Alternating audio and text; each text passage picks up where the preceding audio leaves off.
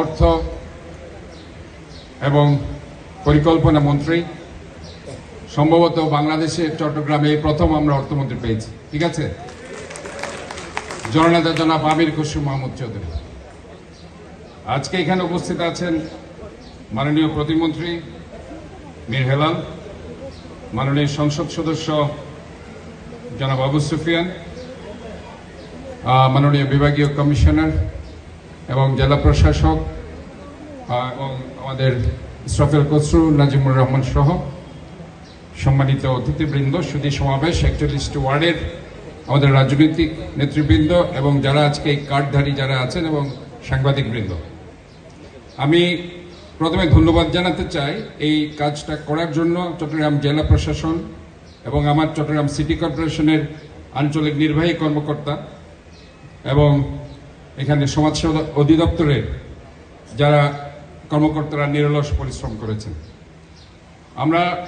আপনারা জানেন যে এই 16 মাসে আমরা কিছু টিসিবি ফ্যামিলি কার্ড দিয়েছি, যেখানে বয়স্ক ভাতা, বিধবা ভাতা এবং নিত্য প্রয়োজনীয় দ্রব্যের 50%, 40% ডিসকাউন্ট আমরা এই কার্ডটা আমরা দিয়েছি।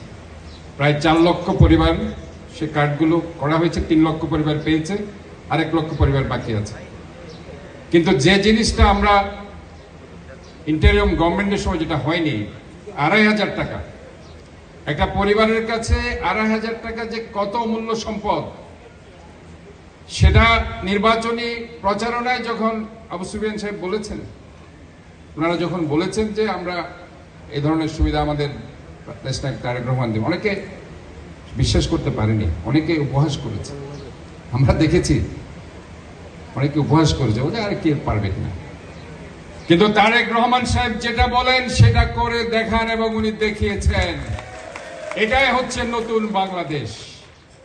উনি জিয়া রহমান ফাউন্ডেশন করেছেন 2001 সালে। উনি বলেছেন একটি উদ্যোগ, একটু চেষ্টা এনে দেবে সচ্ছলতা, আসবে দেশের স্বনির্ভরতা।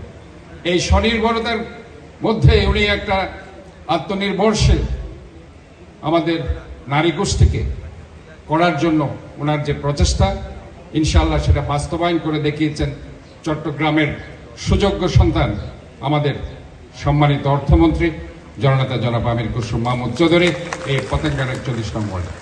ইনশাআল্লাহ ধাপে ধাপে প্রতিটা ওয়ার্ডে এটা হবে, চিন্তার কিছুই নাই। অন্য অন্য ওয়ার্ড মনে করছে হয়তো আমরা পাবো না, কিন্তু ইনশাআল্লাহ এটা হতে থাকবে।